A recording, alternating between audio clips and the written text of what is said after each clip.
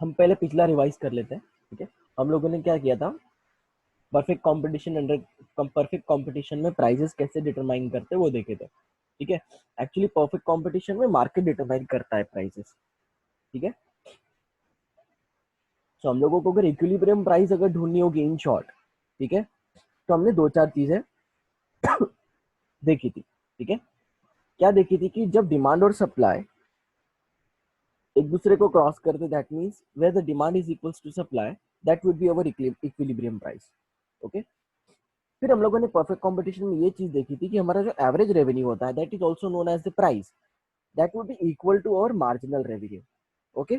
और वही हमारा एक डिमांड कर्व होता है, ठीक है। और demand curve in the perfect competition market is parallel to X axis, ठीक है, because the firm does not determine the prices, ठीक है, the market determine the prices, ठीक है। उसके बाद में प्रॉफिट्स और लॉसेस के बारे में देखा था, ठीक है। जब हम लोग इस पॉइंट पे काम करते हैं, ठीक है, मतलब हम लोग जब हमारा जब average revenue will be equal to average price and marginal revenue, ठीक है, तो उस वहां पे हम लोग क्या कमाते हैं, नॉर्मल प्रॉफिट्स कमाते हैं, ठीक है। नेक्स्ट हम लोगों ने देखा था कि जब हमारा जो एवरेज टोटल कॉस्ट है, ठीक है, वो मार्जिनल रेवेन्यू से ज्यादा है, ठीक है, जो हमारा जो सॉरी एवरेज रेवेन्यू से, क्योंकि देखो एवरेज रेवेन्यू मार्जिनल रेवेन्यू एक ही चीज है यहाँ पे परफेक्ट कंपटीशन में, ठीक है। तो जब हमारा total cost average total cost is more than the average revenue, ठीक है, उस केसेस में हम लोग क्या बेयर करेंगे, लॉसेस बेयर करेंगे, क्योंकि हमारा जो टोटल कॉस्ट है, टोटल कॉस्ट में क्या क्या आता है, वेरिएबल और फिक्स दोनों आते हैं, ठीक है। इस केस में हम लोग लॉसेस कमाएंगे, ठीक है। और हाँ, प्रॉफिट्स कब कमाएंगे हम लोग, प्रॉफिट्स हम लोगों को कब होंगे, जब हमारा एवरेज टोटल कॉस्ट, ठीक है, average total cost will be below the average revenue curve, ठीक है, और वो पॉजिटिवली स्लोप्ड होगा, ठीक है। हमारा average total cost should be positively sloped and should cut the average और marginal revenue curve from below, okay. उस केस में हम लोग क्या कमाएंगे, प्रॉफिट्स कमाएंगे, सिंपल सी बात है, ठीक है। फिर मैंने आपको ये होमवर्क को दिया था,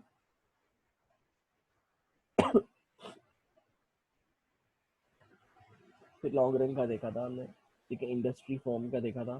now let's not waste the time and let's take an example of monopoly, ठीक है। मोनोपोली का सबसे बेस्ट एग्जांपल है रेलवेज, ठीक है। रेलवेज की प्राइसेस डिटरमाइन कैसे होती है, देखो। नाउ इन द मोनोपोली आपको सबसे पहली चीज जो ध्यान में रखनी है, ठीक है, सबसे पहली बात जो ध्यान में रखनी है वो ये है कि जो फर्म और मार्केट है, सॉरी, जो फर्म और इंडस्ट्री है वो एक ही चीज है, ठीक है। मतलब हम लोग परफेक्ट में क्या देखते थे कि ये इंडस्ट्री है और उसमें अलग अलग फॉर्म्स है और बहुत सारे बायर्स और सेलर्स हैं, ठीक है। यहाँ पे ये पूरी इंडस्ट्री है और पूरी इंडस्ट्री में एक ही बंदा है, ठीक है, या फिर दोनों पार्टनरशिप है, मोनोपोली करके बैठे हुए, ठीक है। So in the monopoly the firm and industry is the same, one and the same thing, ठीक है।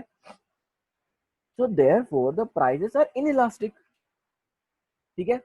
जैसे जैसे हम लोग प्राइसेस कम करते जाएंगे वैसे वैसे हमारी क्वांटिटी डिमांडेड बढ़ती जाएगी, ठीक है। लेकिन जो रेट ऑफ चेंज होगा वो प्राइस का ज्यादा होगा, क्योंकि मोनोपोली में प्राइस मेकर्स होते हैं, नॉट प्राइस टेकर्स, ठीक है।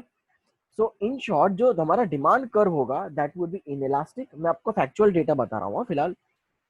और जो हमारा डिमांड कर्व का नेचर होगा वो हो जाएगा स्टीपर, ठीक है, फ्लैटर नहीं स्टीपर, ठीक है। एक होता है पैरेलल टू एक्स एक्सिस, एक होता है पैरेलल टू वाई एक्सिस, ठीक है।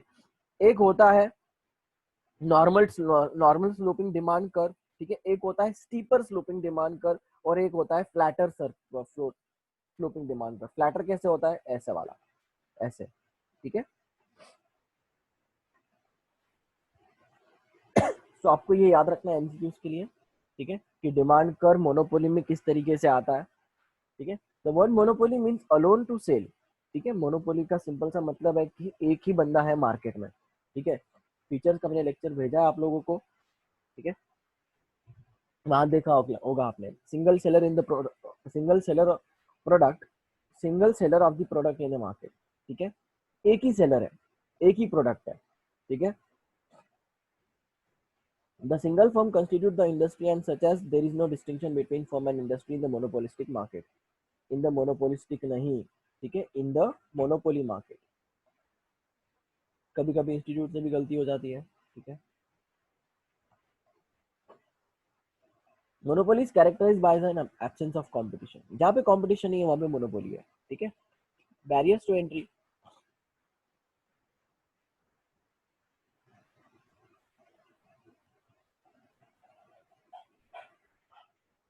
एक्चुअली यहाँ पे मीनिंग कुछ और लेना है मोनोपोलिस्टिक का, ठीक है।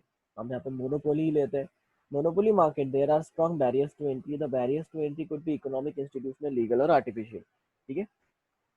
अलग अलग तरीके के बैरियर्स हो सकते हैं, इकोनॉमिक बैरियर्स हो सकते हैं, ठीक है। इंस्टीट्यूशनल बैरियर्स हो सकते हैं कि नहीं भाई हम लोग हमारे सिर्फ एक ही इंस्टीट्यूशन रहेगा, ठीक है।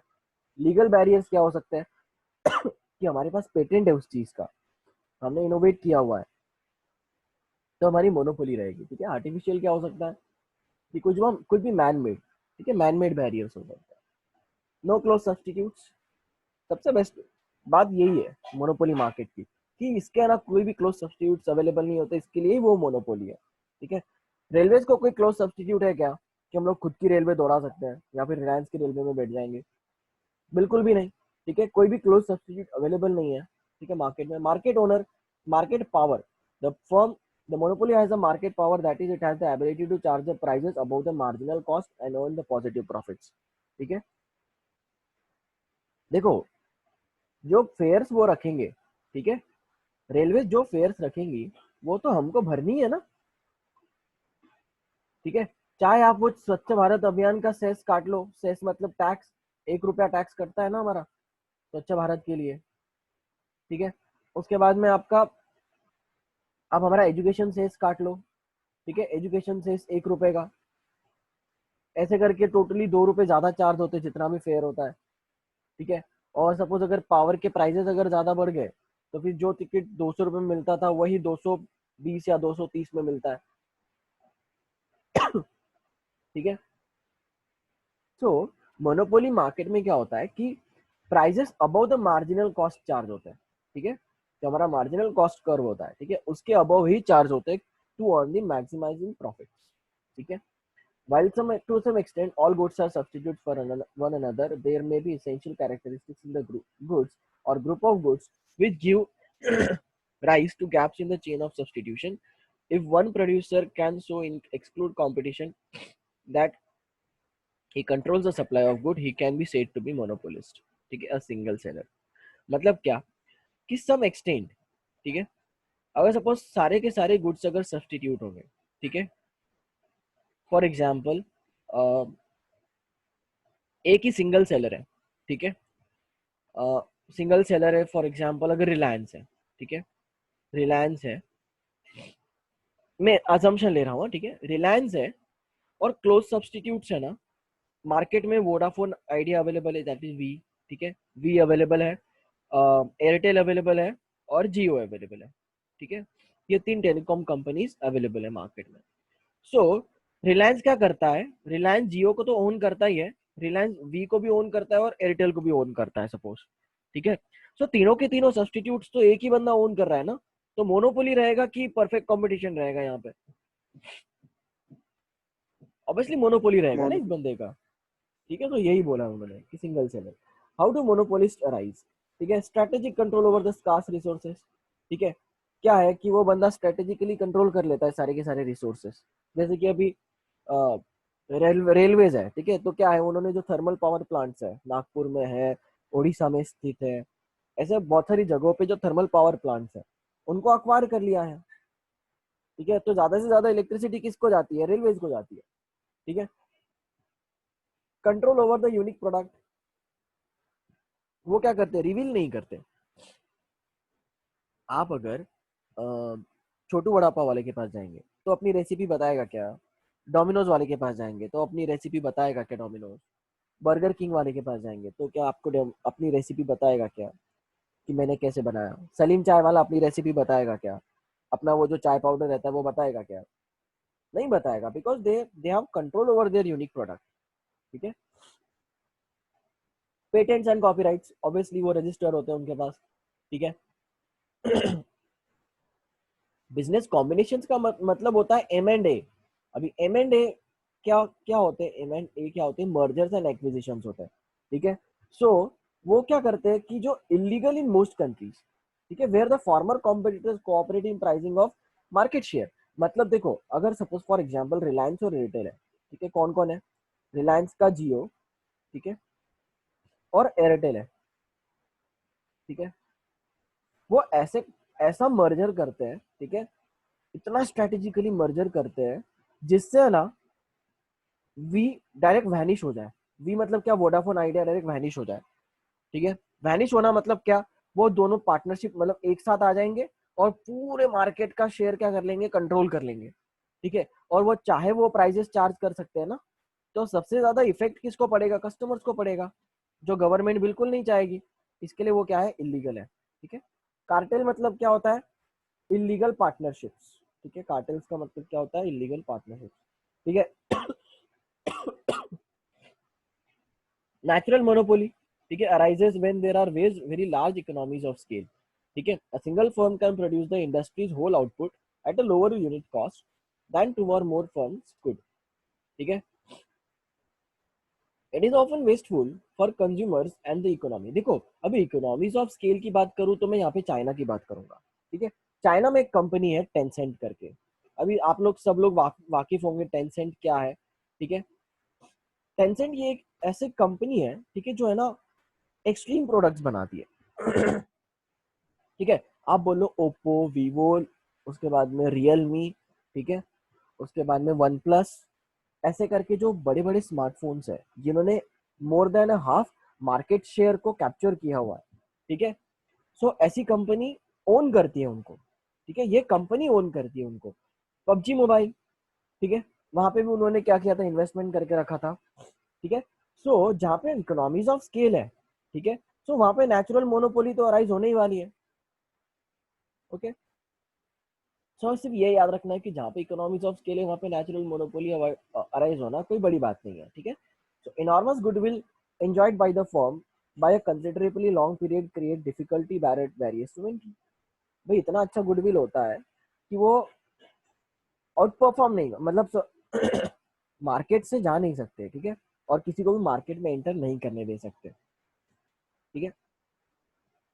स्ट्रिंजेंट लीगल रिक्वायरमेंट्स, ठीक है, अगर सपोज आपको, अगर आपकी फर्म उधर मार्केट में डालनी होगी, मोनोपोली मार्केट में, ठीक है, तो आपको उसकी परमिशन लेनी पड़ेगी। You have to pay him, ठीक है, उसको आपको पे करना पड़ेगा, आप उसकी रॉयल्टीज के लिए, उसके गुडविल के लिए, उसके पेटेंट यूज करने के लिए, ठीक है। जैसे अगर मैकडी का अगर मोनोपोली होगा तो मैकडी का फ्रेंचाइजी खोलने के लिए करोड़ों रुपया वहां पे जमा करना पड़ता है। ठीक है। उसके बाद में firms use very anti competitive practices often refer to as the predatory tactics, ठीक है। प्रीडेटरी टैक्टिक्स का मतलब क्या होता है, टैक्टिक्स, प्रीडेटरी मतलब क्या होता है कि ओनली सिंगल सेलर, कि मैं राजा हूँ, पूरे मार्केट में मैं राजा हूँ, ठीक है। तो ऐसे वो टैक्टिक्स मतलब क्या, ऋषिकेश जाएगा तो उसको कुछ अलग प्राइस चार्ज करेगा, मैं जाऊंगा तो कुछ अलग प्राइस चार्ज करेगा, ठीक है। कोई और अगर जाएगा तो उसको अनलिमिटेड कौन सी भी प्राइस को चार्ज करेगा, ठीक है। उसको बोलते हैं हम लोग प्रीडेटरी प्राइसिंग, ठीक है, क्या बोलते हैं उसको हम लोग, प्रीडेटरी प्राइसिंग, ओके। अभी इनका अब देखो, in real life pure monopolies are not common because monopolies are either regulated or prohibited altogether, ठीक है। But one producer may dominate the supply of a good or group of the goods, ठीक है। आज आज के जमाने में ना रेलवेज के अलावा अभी तो रेलवेज भी क्या हो रही है, प्राइवेटाइज हो रही है, ठीक है। सो प्योर मोनोपोली कहीं पे देखी नहीं जा सकती, ठीक है, क्योंकि देखो, कोई भी अगर सपोज कुछ भी एक नया प्रोडक्ट आता है मार्केट में तो उसको कॉपी करने लग जाते हैं लोग, ठीक है। और जिसका बंदे का इनोवेशन होता है वो तो पेटेंट नहीं कर पाता, दूसरा ही कोई पेटेंट करवा लेता है उसको। ऑब्वियसली ना, पेटेंट वाला कौन कंसिडर करेगा, जिसने पहले पेटेंट रजिस्टर किया होगा वही कंसिडर करेगा ना। ठीक है। सो अभी प्योर मोनोपोली ऐसे समझ लो कि कॉमन नहीं है, ठीक है, मार्केट में। हाँ, आप गूगल की प्योर मोनोपोली बोल सकते हो, माइक्रोसॉफ्ट की प्योर मोनोपोली बोल सकते हो, डिस्क ऑपरेटिंग सिस्टम, लेकिन माइक्रोसॉफ्ट को भी अवेलेबल है Mac, Mac operating system, Linux है, ओके। मोनोपोलिस्ट का रेवेन्यू कर्व भी कैसा होता है, देखो ये होता है, ठीक है, मोनोपोलिस्ट का रेवेन्यू कर्व ऐसे होता है। In the absence of government intervention the monopolist is free to set its prices price desires and will usually set the prices that yields the largest possible profits. वो तो highest profits ही कमाएगा ना obviously monopoly. Since the monopolist firm is assumed to be the only producer of the particular product, the demand curve is identical with the market demand curve for the product. The market demand curve, which exhibits the total quantity of the product that buyers will offer to buy at each price, also shows the quantity that the monopolist will be able to sell at every price that he sets. Okay? If we assume that the monopoly sets a single price and supplies all the buyers who wish to purchase at that price, we can easily find his average revenue and marginal revenue curves. ठीक है, देखो इनका बोलने का मतलब क्या है कि फॉर एग्जांपल अगर ऋषिकेश पूरा एक मोनोपोली है मार्केट में, ठीक है, सिर्फ ऋषिकेश ही है पूरे मार्केट में जो प्रोडक्ट को सेल कर रहा है. अब मेरी डिमांड होगी कि मैं वो प्रोडक्ट 20 रुपए में खरीदूं, ठीक है. कोई और होगा, ठीक है, कस्तूरी होगी, वो बोले कि मैं प्रोडक्ट 30 रुपए में खरीदूं, क्योंकि उसको अवेयर नहीं है वो, ठीक है, मार्केट का अवेयरनेस नहीं है उसको प्रोडक्ट को, ठीक है. ऐसे बहुत सारे कंज्यूमर्स होंगे जो 22 में खरीदेंगे, 25 में खरीदेंगे, 27 में खरीदने वाले होंगे, ठीक है. उसके बाद में कोई कोई 35 में खरीदने वाला होगा, 40 में खरीदने वाला होगा. सो ऋषिकेश को, क्या ऋषिकेश इन सबकी डिमांड फुलफिल कर सकता है क्या?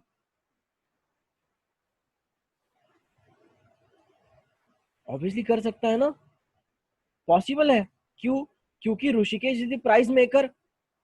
वो जो प्राइस चाहे वो प्राइस पे बेच सकता है. Hence the market share of this product is going to be in the hands of Rishikesh only, क्योंकि वो मोनोपोलिस्ट है और वो उसकी प्रैक्टिसेस कर रहा है, charging the different prices to different customers. ठीक है.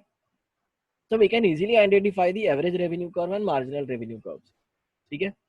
तो देखो average revenue, marginal revenue curve क्या होगा, स्टीपर होगा, ठीक है. और एवरेज रेवेन्यू कर्व क्या होगा इसका, जैसे हम लोग डिमांड करते हैं कि जैसे जैसे हमारा प्राइस बढ़ते जाएगा वैसे वैसे कम डिमांड होते जाएगा, ठीक है. जैसे हमारा प्राइस कम हुआ वैसे हमारा डिमांड बढ़ते जाएगा. Okay. We have tabulated hypothetical values of price and quantity in table 6 and have computed the amounts of average, total and marginal revenue corresponding to these levels. ठीक है. अभी यहाँ पे क्वांटिटी हम लोग बढ़ाते जा रहे हैं, ठीक है. सो हमारा जो एवरेज रेवेन्यू होगा, ठीक है, एवरेज रेवेन्यू क्या होते जा रहा है, कम होते जा रहा है, ठीक है, कम होते जा रहा है. मतलब हम लोग यहाँ पे बढ़ा रहे हैं, ठीक है. We are increasing the quantity sold, therefore our average revenue getting on decreased, ठीक है. और हमारा जो मार्जिनल रेवेन्यू है, ठीक है, उसका तो आपको नेचर पता है क्या होता है, पहले डिक्रीज होता है, ठीक है, डिक्रीज होता है, उसके बाद में जीरो हो जाता है और उसके बाद में वो निगेटिव भी हो जाता है, ठीक है. सो निगेटिव वाला तो कुछ काम का नहीं है हमारा, ठीक है, क्योंकि वहां पे देखो टोटल रेवेन्यू भी फॉल कर रहा है, ठीक है. आफ्टर सर्टेन पॉइंट, ठीक है, आफ्टर सर्टेन पॉइंट देखो जहां पे मार्जिनल रेवेन्यू मिनिमम रहता है ना, ठीक है, मार्जिनल रेवेन्यू मिनिमम, कि भैया इससे आगे हम लोग नहीं एडिशन कर सकते टोटल रेवेन्यू में, क्योंकि देखो marginal revenue is change in the total revenue by selling an additional output, ठीक है. सो वहां पे हमारा टोटल रेवेन्यू क्या हो जाएगा, मैक्सिमम हो जाएगा, ठीक है.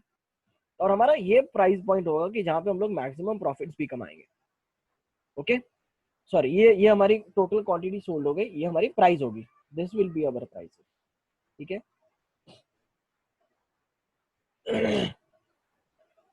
यस. अभी तीन बातें क्या है कि एवरेज रेवेन्यू और marginal revenue are both negatively sloped, ठीक है, that is downward sloping in the monopoly market, ठीक है. सो आपको मोनोपोली में क्या करना है, सबसे पहले तो मोनोपोली में, चलो ठीक है मैं ही नोट्स दे दूंगा, ठीक है, नोट्स आपको मिल जाएंगे, उसकी टेंशन मत लो, ठीक है. तो ये तीन बातें याद रखनी है मोनोपोली मार्केट में, आपको ये तीन बातें याद रखनी है कि एवरेज रेवेन्यू और मार्जिनल रेवेन्यू जो होते हैं वो तीनों दोनों क्या होते हैं, फॉल होते हैं. और ये आइडेंटिफाई कैसे करोगे फॉल होता है, ठीक है. आइडेंटिफाई इस तरीके से करना है कि वो प्राइस मेकर होता है, इसके लिए वो जो डिमांड है उसको कंट्रोल कर सकता है, ठीक है. दूसरी बात यह है कि the slope of the marginal revenue curve is twice that of the average revenue curve, ठीक है. So the marginal revenue curve lies halfway between the average revenue curve and the y-axis. That is, it cuts the horizontal line between y-axis and average revenue curve into two equal parts. ठीक है. ये देखो मतलब क्या, जो हमारा marginal revenue curve है, ठीक है, वो क्या करेगा, प्राइस पॉइंट को दो हिस्सों में बांट देगा, ठीक है। हालांकि ये ज्यादा कुछ इंपॉर्टेंट नहीं है, ठीक है, लेकिन still it cuts the average revenue curve and Y axis, ठीक है। क्या याद रखना है? It cuts the average revenue curve and Y axis.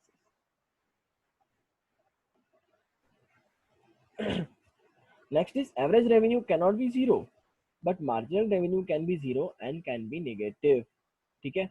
Average revenue कभी जीरो नहीं होगा क्योंकि दिस इज अ प्राइस, ठीक है। वो, मुझे एक बात बताओ, मोनोपोलिस जो है, ठीक है, जितने में आया है, ठीक है, क्या उतने में ही बेचेगा? क्योंकि बनाया भी तो उसी ने है ना, प्राइस मेकर भी तो वही बंदा है ना। तो एवरेज रेवेन्यू कभी भी जीरो नहीं होगा, ठीक है। अगर सपोज मोनोपोली अगर मार्केट में नहीं है तो हम लोग सोच सकते हैं कि एवरेज रेवेन्यू जीरो हो सकता है, ठीक है, क्योंकि वो कुछ भी बेचेगा नहीं मार्केट में। लेकिन मोनोपोलिस्ट क्या है कि पूरे मार्केट का एक ही बंदा है ना, जो पूरे मार्केट को कंट्रोल कर रहा है। तो उसका average revenue that is price, उसका जीरो कभी नहीं हो सकता, ठीक है, या फिर निगेटिव भी नहीं हो सकता। हाँ, लेकिन उसका मार्जिनल रेवेन्यू जीरो या निगेटिव हो सकता है, क्योंकि वो सपोज अगर ज्यादा प्राइसेस अगर चार्ज कर रहा है, ठीक है, अगर जब अगर वो सपोज ज्यादा प्राइसेस पे चार्ज कर रहा है तो उसका मार्जिनल जो टोटल रेवेन्यू होगा वो फॉल हो जाएगा। जितना रेवेन्यू उसको कमाना था वो उतना नहीं कमाएगा, उल्टा उससे कम रेवेन्यू कमाएगा, वो निगेटिव में चला जाएगा, उल्टा उसकी डिमांड खत्म होती जाएगी मार्केट से, ठीक है। लेकिन एवरेज रेवेन्यू कभी भी जीरो नहीं होगा, ठीक है। So monopolies are mainly of two types, that is simple monopoly and where the monopoly charges the uniform prices, ठीक है। सिंपल मोनोपोली में क्या होता है? यूनिफॉर्म प्राइसेस, हाँ ठीक है भैया, कि एक ही प्रोडक्ट है और एक ही प्रोडक्ट की एक ही प्राइसेस है, ठीक है। And second is discriminating monopolies, ठीक है, कि क्या करते वो लोग? मोनोपोली डिस्क्रिमिनेट करता है prices, where the monopoly charges different prices to different customers for the same goods or services, ठीक है। So we shall look into the equilibrium of a simple monopolist, ठीक है। तो हम लोगों को इक्विलिब्रियम प्राइस अगर देखनी है, देखो, हम लोगों को इक्विलिब्रियम प्राइस का मतलब क्या होता है कि एक पर्टिकुलर प्राइस पॉइंट कि वो कैसे डिटरमाइन होगा सिंपल मोनोपोली में। और डिस्क्रिमिनेटिंग मोनोपोली में तो ऑब्वियसली प्राइसेस डिफरेंट ही चार्ज होंगी ना। आप लोग कौन सी भी इक्विलिब्रियम प्राइस तय कर लो, उसके मनमानी के हिसाब से ही वो चार्ज करेगा। इसके लिए हम लोग किसकी प्राइसेस डिटरमाइन करेंगे? सिंपल मोनोपोली के अंदर प्राइसेस कैसे डिटरमाइन होती है वो देखेंगे, ठीक है। Profit maximisation is the in a monopolised market equilibrium of the monopoly form, ठीक है। Firms in a perfectly competitive market are price takers so that they are only concern about the determination of output, ठीक है। देखो, perfectly competitive market में वैसे भी prices कौन determine करता है? मार्केट डिटरमाइन करता है, ठीक है, कि भैया मार्केट में ये प्राइस चल रही है, प्रीवेलिंग प्राइस चल रही है। हम लोगों के पास तो कोई भी कंट्रोल नहीं है ना परफेक्ट कॉम्पिटिशन में। इसके लिए उनको सिर्फ क्या करना पड़ता है? अगर तेरे को प्रॉफिट्स कमाने हैं तो अपना प्रोडक्ट ज्यादा से ज्यादा बेच, दैट मीन्स आउटपुट के बारे में सोच, तू प्राइस के बारे में बिल्कुल मत सोच, ठीक है। But this is not in case of monopolist, ठीक है। Monopolist has to determine not only is output but also the price of the product, ठीक है।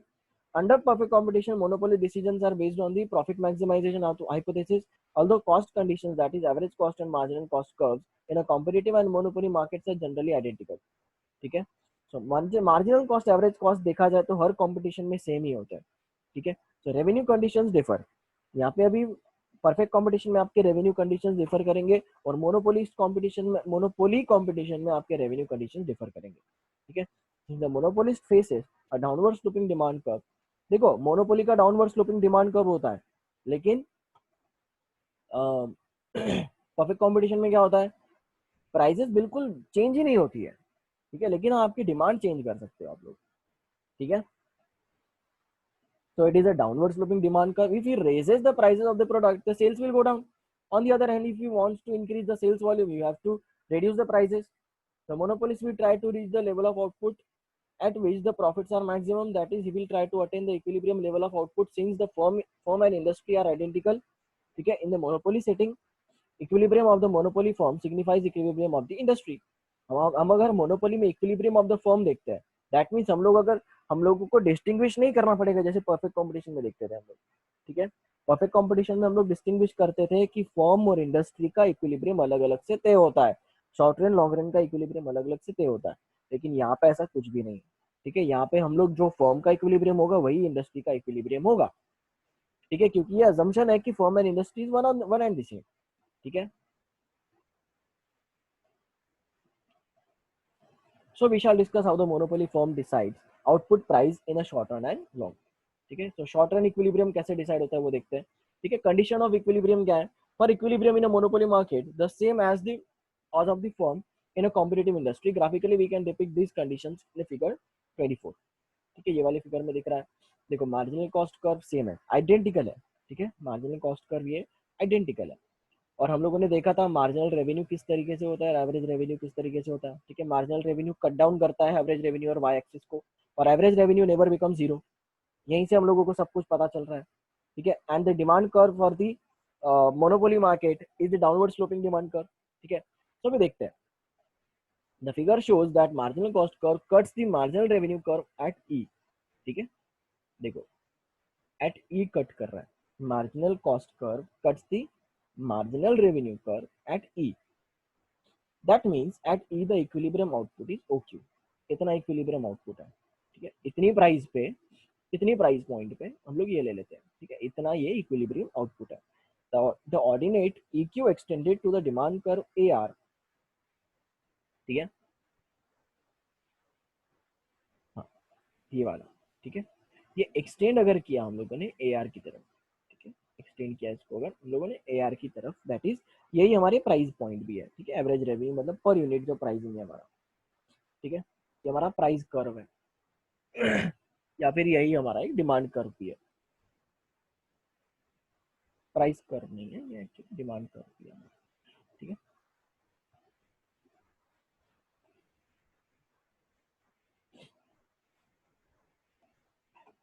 Gives the profit maximising equilibrium OP। ठीक है, इतना। ठीक है, कि यहाँ हमारा ये वाला प्राइस यहाँ पे ये 4 होगा। ठीक है, देखो ये वाले प्राइस पे हम लोग इतना क्वांटिटी को बेचेंगे। ठीक है, now thus the determination of output simultaneously determines the price which a monopolist can charge। मतलब देखो हम लोगों को जब हम लोग जब आउटपुट डिटरमाइन करेंगे, ठीक है, पहले आउटपुट कैसे डिटरमाइन करना है? जब आउटपुट वहां पे डिटरमाइन करना है जहां पे marginal cost marginal revenue curve को क्या करता है, कट करता है। ठीक है, let me explain you first. ठीक है, देखो जब मार्जिनल कॉस्ट कर्व ये मार्जिनल रेवेन्यू कर्व को जब कट करता है, वो हमारा आउटपुट डिटरमाइन हो गया। ठीक है, ये हमारा आउटपुट डिटरमाइन हो गया, और जब हम इसको एक्सटेंड करेंगे, ठीक है, तो ये हमारा हो जाएगा प्राइस। मतलब हम लोग इतने आउटपुट पे इतना प्राइस को हम लोग चार्ज करेंगे। तो इक्विलिब्रियम समझ में आया कैसे डिटरमाइन होगा। ठीक है, आगे भी बहुत सारी चीजें देखते हैं हम लोग। ठीक है, अब वो रेवेन्यू कैसे चार्ज करेगा, दैट मीन उसको प्रॉफिट्स कहाँ पे होंगे। देखो ये रहा हमारा एवरेज टोटल कॉस्ट कर्व। ठीक है, ये है हमारा मार्जिनल कॉस्ट कर्व। ठीक है, तो देखो हमने क्या सीखा है कि हमारा एवरेज टोटल कॉस्ट, ठीक है, क्या होना चाहिए, कम होना चाहिए। किससे? एवरेज रेवेन्यू से। यही सीखा है ना हम लोगों ने। ठीक है, कि हमारा सर जो एवरेज टोटल कॉस्ट है वो कम ही होना चाहिए एवरेज रेवेन्यू से। तो इस ग्राफ में हम लोग डिटरमाइन कर सकते हैं ना कि हमारा जो एवरेज टोटल कॉस्ट है वो क्या होना चाहिए, ये पॉजिटिवली स्लोप्ड है।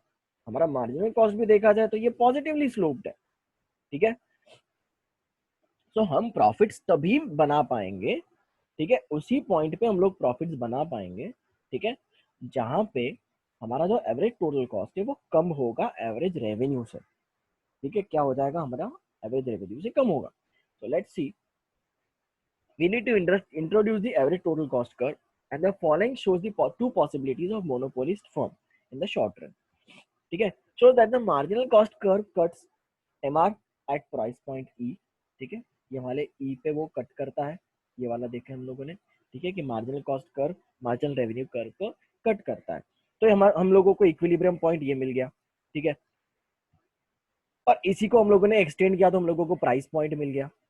और प्राइस पॉइंट हम लोग डिटरमाइन कैसे करेंगे, याद करो कि एवरेज रेवेन्यू कर्व पे ही रहते हैं ना। ये वाली हमारी प्राइस लाइन है ना, मैंने बताया था, देखो ये वाली प्राइस लाइन है, तो हम लोग इसको एक्सटेंड करके यहाँ पे प्राइस पॉइंट तय करेंगे। ठीक है, ये हमारा आउटपुट है, ये हमारा प्राइस है, और ये हमारा टोटल कॉस्ट कर्व है। ठीक है, एवरेज टोटल कॉस्ट, मतलब हम लोग पर यूनिट देख रहे हैं।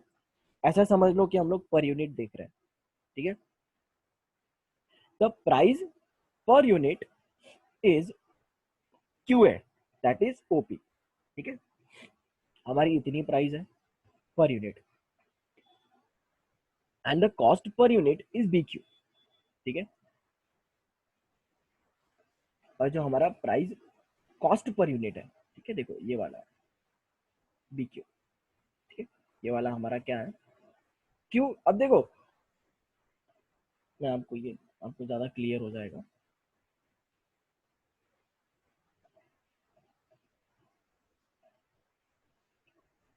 इसका पेन का कलर चेंज करो। ठीक है, अब देखो, हाँ, अब ध्यान दो, ये हमारा था आउटपुट डिटरमाइन करने के लिए। ठीक है, सो जो हमारा एवरेज टोटल कॉस्ट है, ठीक है, एवरेज टोटल कॉस्ट पे हम लोगों को कॉस्ट मिलेगा। ठीक है, एकदम सिंपल सा ध्यान दो, एवरेज टोटल कॉस्ट पे हम लोगों को कॉस्ट मिलेगा, और एवरेज रेवेन्यू को हम लोगों मिलेगा प्राइस। ठीक है, और जब हम लोग प्राइस माइनस कॉस्ट करते हैं, ठीक है, that mean selling price minus cost price करते हैं, तो क्या मिलता है हम लोगों को, प्रॉफिट मिलता है। तो यही मैंने बोला ना कि देखो, हमारा जो कॉस्ट है, हमारा प्राइस है, वो कॉस्ट से ज्यादा है। ठीक है, और हम लोग कॉस्ट को कैसे डिटरमाइन करेंगे कि कॉस्ट कौन सा है हमारा, ये है हमारा कॉस्ट बी, क्योंकि it lies on the average total cost curve, and this average total cost curve is cutting this output. आया समझ में कि हमारा आउटपुट का जो कंडीशन है, तो जो ये वाला हमारा लाइन होगा, ठीक है, इतना जो हमारा होगा, ये डिफरेंशिएशन होगा, ये होगा हमारा प्रॉफिट्स। कुछ ज्यादा देखने की जरूरत नहीं है, आइडेंटिफाई करते आया क्या, किस तरीके से हम लोग प्रॉफिट्स कमाएंगे, इकोनॉमिक प्रॉफिट्स। ठीक है, दो चीजें होती है, एक नॉर्मल प्रॉफिट होता है और एक इकोनॉमिक प्रॉफिट होता है।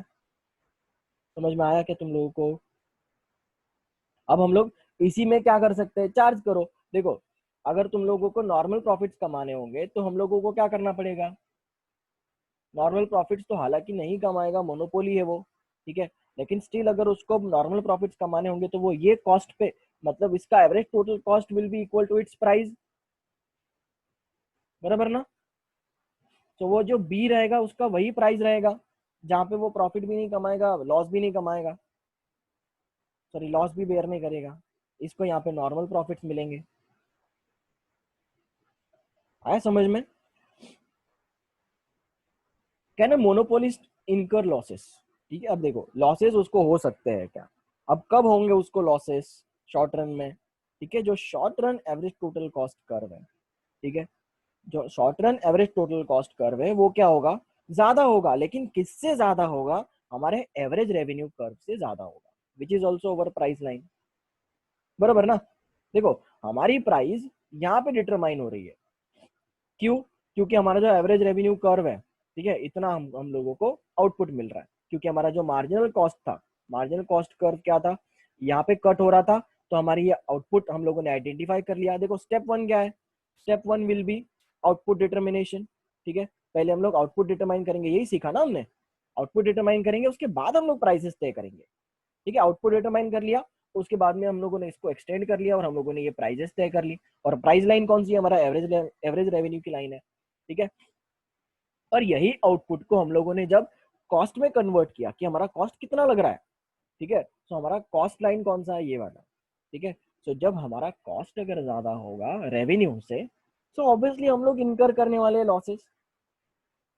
ठीक है, so therefore in such a condition, he will not be making any profits, rather he will incur the losses.